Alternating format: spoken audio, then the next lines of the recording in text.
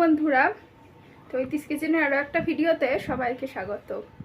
তো আজকের দিনটা হলো রবিবার, আর সকাল থেকে তো একটু দেরিতে দিনটা শুরু হয়েছে। তো ভাবলাম যে আজকের দিনটা আপনাদের সাথে শেয়ার করি। তো চলুন ভিডিওটার সাথে থাকুন, আশা করি আপনাদের ভালো লাগবে। আর আজকে সকালে হবে সাবুর পোলাও। তো তার জন্য সাবুটা সারা রাত ভিজিয়ে রেখেছিলাম। আলু কেটে নিয়েছি, পেঁয়াজ আর কাঁচা লঙ্কা, কারি পাতা, আর এদিকে রয়েছে বাদাম। তো চলুন রান্নাটা করে ফেলি তাড়াতাড়ি। তার জন্য কড়াইতে তেল দিয়ে দিয়েছি, আর তেলে প্রথমে বাদামগুলো ভেজে নেব। বাদামগুলো বেশ ভালো করে লাল লাল করে ভেজে তারপর বাদামগুলোকে তুলে নেব। এই রান্নাটা কিন্তু আজকে আমি প্রথম করছি, তো একটু হয়তো ভুল হতে পারে, কারণ প্রথম যে কোনো রান্নাই একদম পারফেক্ট কিন্তু হয় না। তো বাদামগুলো প্রথমে ভেজে তুলে নিচ্ছি। আর এই যে এবার তেলে অল্প একটু কালো সর্ষে ফোড়ন দিয়ে দিলাম। তো কালো সর্ষেটা ফোড়নে দেওয়ার পর দিয়ে দিচ্ছি কেটে রাখা পেঁয়াজটা একটু হালকা ভেজে নিয়ে তারপরে কেটে রাখা আলুটা দিয়ে দিলাম। আর এবারে আলু পেঁয়াজটা ভালোভাবে ভেজে নেব, আর একই সাথে কারি পাতাগুলোও দিয়ে দিলাম কাঁচা লঙ্কা। এই রান্নাটায় এই কারি পাতার গন্ধটা কিন্তু দারুণ লাগে। আর এবারে অল্প একটু লবণ দিয়ে সমস্তটা ভালো করে ভেজে নেব।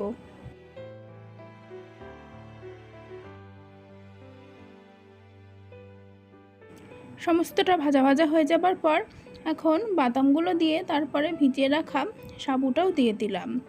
আর এবারে আবারও অল্প একটু লবণ দিয়ে তারপরে ভালোভাবে মিশিয়ে নিই। এই সাবুটাই কিন্তু বেশ লবণ টানে, মানে একটু বেশি লবণ লাগে। তো সমস্তটা দিয়ে ভালোভাবে মিশিয়ে তারপরে এখন মেরে নিয়েছি। আর চলুন তাড়াতাড়ি ব্রেকফাস্টটা সেরে নিই। তারপরে সকালের খাবার দাবার খাওয়ার পরে এবার দুপুরের রান্না বান্না তো করব হচ্ছে লাউ ঘন্ট। লাউটা কেটে নিয়েছি, আর এখানে রয়েছে একটু ছোলার ডালের পুর। তো এটা দিয়ে ছোট ছোট বড়া ভেজে লাউ ঘন্টটা করব। এটা খেতে কিন্তু বেশ ভালো লাগে। আর এই রোজকার একই রকম রান্নায় চেষ্টা করি একটু ঘুরিয়ে ফিরিয়ে অন্য রকম করতে, তাহলে কিন্তু খেতে বেশ ভালোই লাগে। আর দেখুন তেল দিয়ে এবার ছোট ছোট বড়া করে ভেজে নিচ্ছি।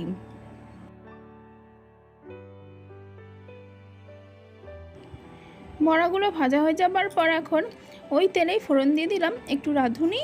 আমার এই লাউ ঘন্টতে রাঁধুনি ফোড়নটা খেতেই বেশি ভালো লাগে। তো রাঁধুনি ফোড়ন দিয়ে দেবার পর এখন কাঁচা লঙ্কা আর আলু দিয়ে দিলাম। এবার সমস্তটা ভালো করে ভেজে নেব।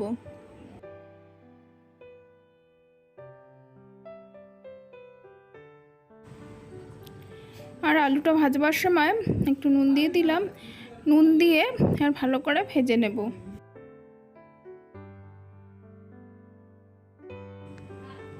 আর এবারে কেটে রাখা লাউটা দিয়ে দেব।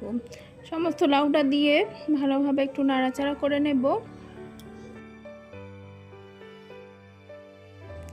লাউটা মিশিয়ে আর এবারে দিয়ে দিচ্ছি একটু গ্রেট করে রাখা আদাটা দিলে কিন্তু দারুণ একটা ফ্লেভার আসে, খেতে বেশ ভালো লাগে। আর একটু লবণ দিয়ে এবার লাউটা ঢেকে ঢেকে রান্না করব, যাতে লাউটা সেদ্ধ হয়ে যায়, সাথে আলুটাও যাতে সেদ্ধ হয়ে যায়।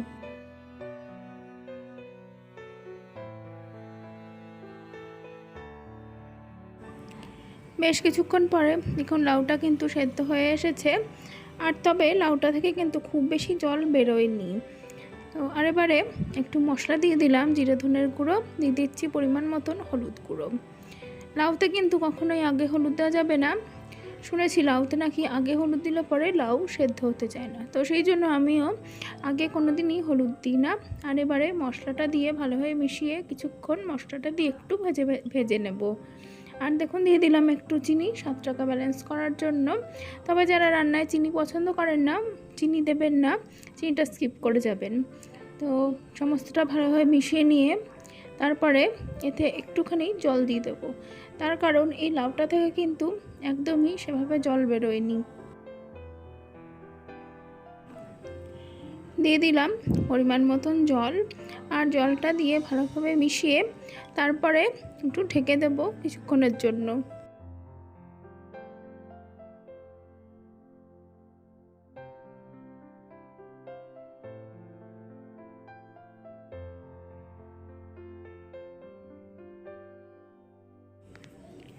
আর এবারে ভেজে রাখা বড়াগুলো একবারে দিয়ে দেব। এই রান্নাটায় এই বড়াগুলো যখন ভেঙে একদম লাউয়ের সাথে মিশে যাবে তবেই কিন্তু আসল স্বাদটা বেরোবে।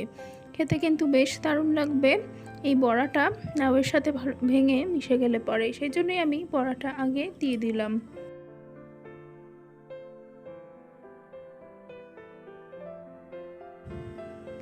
আর এই যে দেখুন সমস্তটা কিন্তু বেশ ভালোভাবে সেদ্ধ হয়ে গেছে। আর দেখুন বড়াটা কিন্তু মানে বড়াগুলো একদম ভেঙে মিশে গেছে লাউয়ের সাথে। আর এবারে অল্প একটু গরম মশলার গুঁড়ো দিয়ে দিলাম, দিয়ে ভালোভাবে মিশিয়ে নেড়েচেড়ে নিলেই রেডি লাউ ঘন্ট।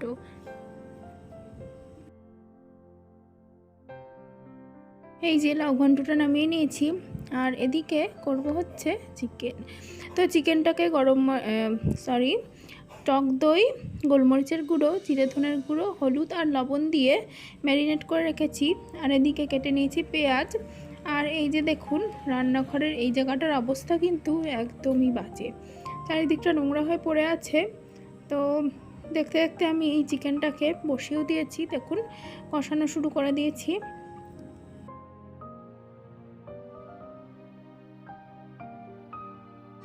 আর এই যে চিকেনটা আমার হয়ে গেছে, তো এটা নামিয়ে নিয়েছি। ব্যাস আজকে রান্না বান্না একদম কমপ্লিট। তুমি এখন কি করছো? কেন? তোমার ইচ্ছা হয়েছে তাই?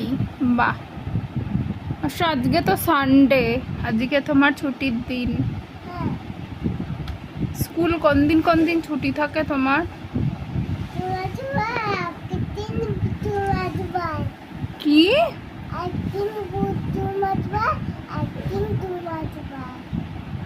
বুঝতেই পারলাম না তুমি কি বললে। আচ্ছা ঠিক আছে। এইটা কি এঁকেছো? এটা তোমার ছাতা? তাই দেখি একটু ছাতাটা মাঝখানে আমার একটা এও তো দেখতে পাচ্ছি। বাবা খুব সুন্দর ছাতা এঁকেছো তুমি।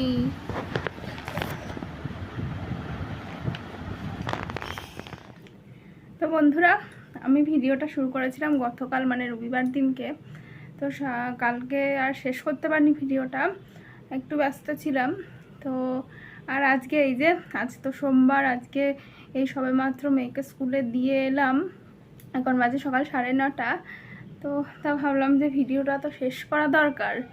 আর সত্যি কথা বলতে আমি এখন মানে এই মেয়েকে স্কুলে আনার দেওয়া, তারপরে এসে তাড়াতাড়ি করে রান্না করা, এই সমস্ত করতে গিয়ে এত বেশি ব্যস্ত হয়ে পড়েছি যে আপনাদের ভিডিও সেভাবে দেখে উঠতে পারছি না। আর আমি নিজের ভিডিওর কাজই করে উঠতে পারছি না। মানে মাঝে মাঝে মনে হচ্ছে যেন ভিডিও করা বন্ধ করে দিই, কারণ সময়ই দিয়ে উঠতে পারছি না। তো আর কি করব, যখনই সময় পাচ্ছি তখনই একটু একটু করছি, কিন্তু যেটা করছি সেটা এনাফ নয় ভিডিওর জন্য। তো যার জন্য ভিউজটাও হচ্ছে না সেভাবে, তো আর ভালো ভিডিও সেভাবে আমি বানিয়ে উঠতে পারছি না। তো তাই সবাইকে বলছি প্লিজ সবাই সাথে থাকবেন যাতে মানে এগিয়ে যেতে পারি। আর আজকের ভিডিওটা এখানেই শেষ করব। ভিডিও যদি ভালো লেগে থাকে আপনাদের তাহলে অবশ্যই ভিডিওতে লাইক দেবেন, কমেন্ট করবেন। আর যারা এখনও চ্যানেলটি সাবস্ক্রাইব করেনি অবশ্যই সাবস্ক্রাইব করে পাশে থাকবেন। অনেক ধন্যবাদ বন্ধুরা।